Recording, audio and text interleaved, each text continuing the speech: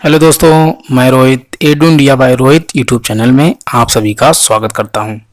आशा करता हूं कि आप सभी अच्छे एवं स्वस्थ होंगे। तो आज हम बात करने वाले हैं, जैसे मैंने वीडियो एक बनाया था कि भूकंप से संबंधित जितने भी क्वेश्चन बन सकते थे उनको हमने पढ़ा था। अब हम पढ़ेंगे ज्वालामुखी से संबंधित जितने भी महत्वपूर्ण क्वेश्चन बन सकते हैं। और मैंने कंटेंट वाइज एक वीडियो भी डाला था, उसको देखने के बाद आप बहुत ही अच्छे से इस वीडियो को समझने वाले हैं। तो हम अपनी वीडियो को प्रारंभ करते हैं।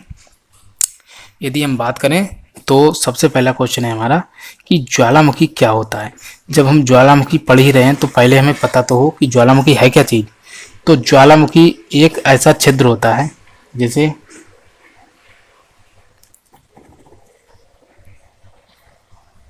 ये ज्वालामुखी एक ऐसा छिद्र होता है जिसके द्वारा, जैसे इधर समझ लेते हैं, ठीक है, ये हो गया ज्वालामुखी। ठीक है, ये एक ऐसा छिद्र होता है, इस छिद्र से जो भी जैसे कि लावा है, तप्त लावा एवं गैस, जलवाष्प और SO2 इत्यादि चीज़ें इससे निकलती हैं, तो उसे ही हम ज्वालामुखी का नाम दे देते हैं। ज्वालामुखी क्या चीज़ है कि ज्वालामुखी से गर्म लावा जो होता है एवं जलवाष्प, SO2 गैस इत्यादि चीज़ें इससे निकलती हैं और ढेर सारा धुआं निकलता है, जिसके कारण हम समझ लेते हैं कि ज्वालामुखी उद्गार हो गया है। ठीक है, तो इसे ही हम ज्वालामुखी का नाम दे देते हैं। अब हम बात करते हैं नेक्स्ट की। नेक्स्ट क्वेश्चन हमारा है, क्रेटर और कॉल्डेरा क्या चीज़ें हैं। जब जो ये उद्गार होता है जब ज्वालामुखी का, तो इसका जो मुख होता है जब पतला होता है, पतला, ठीक है, तो इसे हम देते हैं नाम क्रेटर का। ठीक है, और जब इसका मुख जो होता है चौड़ा हो जाता है, मतलब बहुत ही बृहद हो जाता है, तो इसे नाम देते हैं कॉल्डेरा। ठीक है, तो यही बात थी, आपको मैप से मैंने समझा दी। जब इसका मुंह उद्गार जब होता है तो इसका मुख जो होता है पतला होता है, तो इसे हम क्रेटर कहते हैं। और जब इसका जो आकार होता है बहुत ही चौड़ा हो जाता है, तो इसे हम कॉल्डेरा के नाम से जानते हैं। अब हम बात करते हैं हम नेक्स्ट क्वेश्चन की। यदि नेक्स्ट क्वेश्चन की बात करें हम, तो ज्वालामुखी उद्गार में सबसे अधिक मात्रा में क्या निकलता है। ये क्वेश्चन बन सकता है, इसलिए मैंने इस क्वेश्चन को आपके सामने उपस्थित किया है। ज्वालामुखी उद्गार जब होता है तो सबसे अधिक मात्रा में क्या निकलता है, तो सबसे अधिक मात्रा में निकलता है जलवाष्प।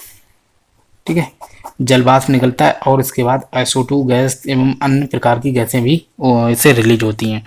तो जलवाष्प सबसे अधिक मात्रा में निकलता है जब ज्वालामुखी का उद्गार होता है। नेक्स्ट क्वेश्चन है हमारा कि ज्वालामुखी के प्रकार कितने होते हैं। ज्वालामुखी 3 प्रकार के होते हैं, 3 प्रकार के होते हैं। ठीक है, एक होते हैं सक्रिय ज्वालामुखी, जिनके मुख से हमेशा जो गर्म लावा है एवं गैसें हैं, SO2 गैस है एवं जलवाष्प है इत्यादि प्रकार की चीज़ें इनसे हमेशा लगातार निकलती रहती हैं। ठीक है, तो इसे हम सक्रिय ज्वालामुखी का नाम दे देते हैं।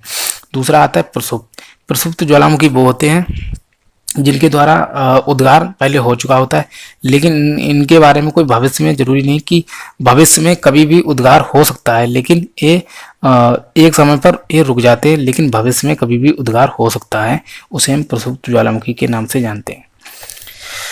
और जो होते हैं कि विलुप्त ज्वालामुखी या फिर मृत ज्वालामुखी, इनसे एक बार ज्वालामुखी जैसे मृत वाले जो होते हैं, इनसे 1-2 बार तो पहले हो चुका होता है उद्गार, लेकिन भविष्य में कभी भी उद्गार होने की संभावना नहीं होती है, जिन्हें मृत ज्वालामुखी कहते हैं। सक्रिय में हमेशा निकलता रहता है, प्रसुप्त में 1-2 बार निकल चुका होता है, लेकिन भविष्य में उद्गार होने की आशंका होती है कि हो भी सकता है उद्गार और नहीं भी। ठीक है, तो उसे रखते हैं प्रसुप्त हैं। अब मृत में जो जिनमें कभी भी उद्गार आगे भविष्य में होने की संभावना नहीं होती है, उन्हें हम मृत ज्वालामुखी का मतलब टाइटल दे देते हैं कि ये मृत ज्वालामुखी है। अब हम पढ़ते हैं नेक्स्ट क्वेश्चन, विश्व का सर्वाधिक ऊंचाई पर स्थित सक्रिय ज्वालामुखी। ये बहुत ही महत्वपूर्ण क्वेश्चन है, इसको मैंने रखा है। विश्व का सबसे सर्वाधिक ऊंचाई पर स्थित ज्वालामुखी, जो कि सक्रिय ज्वालामुखी की बात हो रही है। सक्रिय ज्वालामुखी जो कि मैंने बताया था कि विश्व का सर्वाधिक, ओजस डेल सालाडो, ओजस डेल सालाडो। ठीक है, ओजस डेल सालाडो जो कि विश्व का सर्वाधिक ऊंचाई पर स्थित सक्रिय ज्वालामुखी के नाम से जाना जाता है। और यदि इसकी ऊंचाई की बात करें तो 6908 मीटर, ये बहुत ही अधिक ऊंचाई है। और ये 6908 मीटर मतलब इसकी ऊंचाई है, और यह एक सक्रिय ज्वालामुखी है। यदि आपसे क्वेश्चन पूछा कि विश्व का सर्वाधिक ऊंचाई पर स्थित सक्रिय ज्वालामुखी, तो ओजेडेल साराडो, और यदि ऊंचाई पूछी जाए तो 6908 मीटर इसकी ऊंचाई है। हम बात करते हैं नेक्स्ट, कोटोपैक्सी ज्वालामुखी कहाँ है। पूछा जाता है कि कोटोपैक्सी ज्वालामुखी कहाँ है, तो है Ecuador. Ecuador Ecuador south America यानी दक्षिण अमेरिका महाद्वीप का एक देश है इक्वाडोर, तो ये साउथ अमेरिका महाद्वीप में स्थित है। और कोटोपैक्सी भी एक सक्रिय ज्वालामुखी है। यदि हम बात करें नेक्स्ट की, तो विश्व में लगभग कितने सक्रिय ज्वालामुखी हैं। विश्व में लगभग यदि बात की जाए तो लगभग 500 लगभग सक्रिय ज्वालामुखी वर्तमान में भी विश्व में सक्रिय ज्वालामुखी के नाम से जाने जाते हैं। और यदि बात करें विसुवियस, और विसुवियस ज्वालामुखी कहाँ स्थित है, तो विसुवियस ज्वालामुखी एक बहुत ही महत्वपूर्ण ज्वालामुखी है।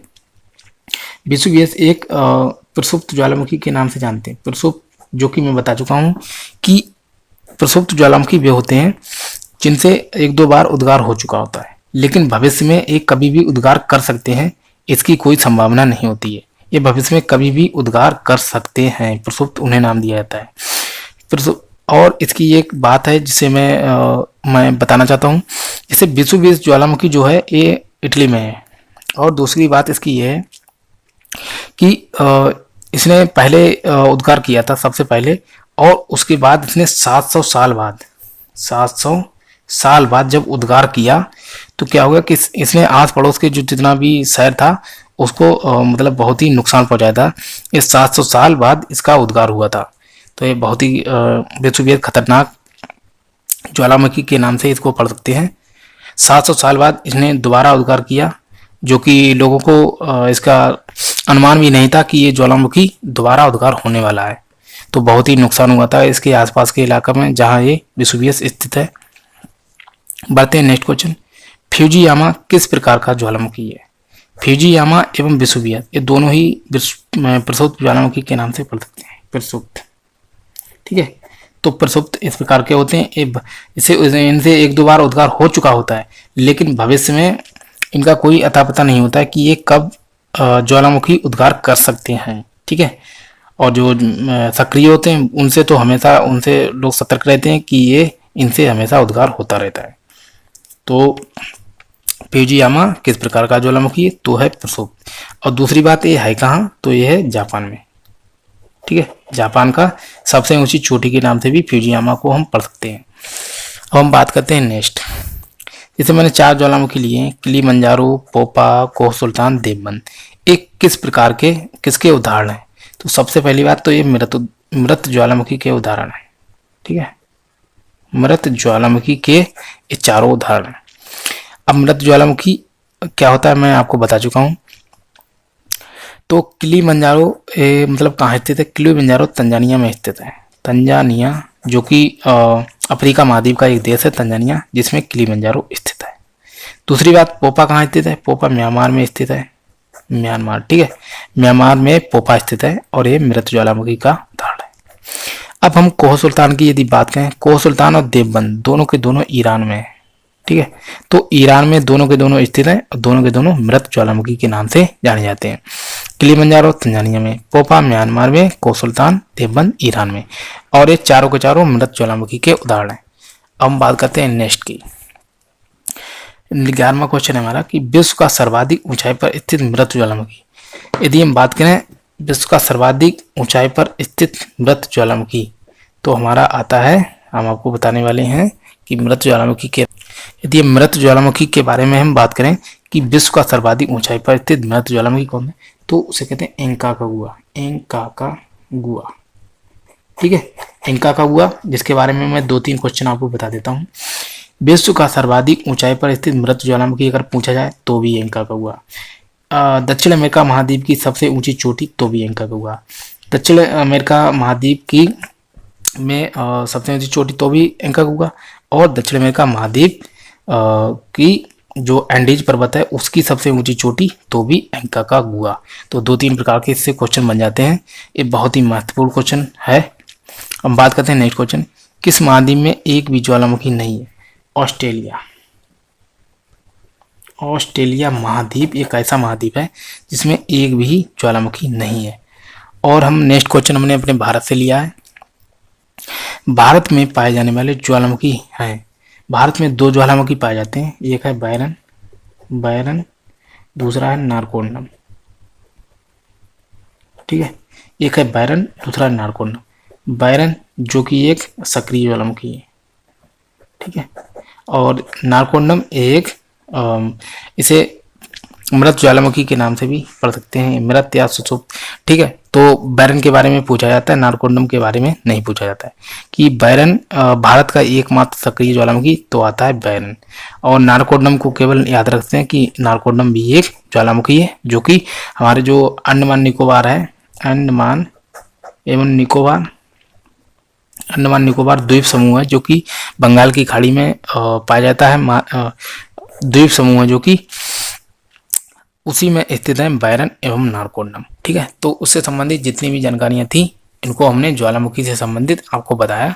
तो आशा करता हूं कि ये वीडियो आपको पसंद आएगा, और यदि पसंद आए इस वीडियो को तो आप लाइक शेयर चैनल को सब्सक्राइब कर लें।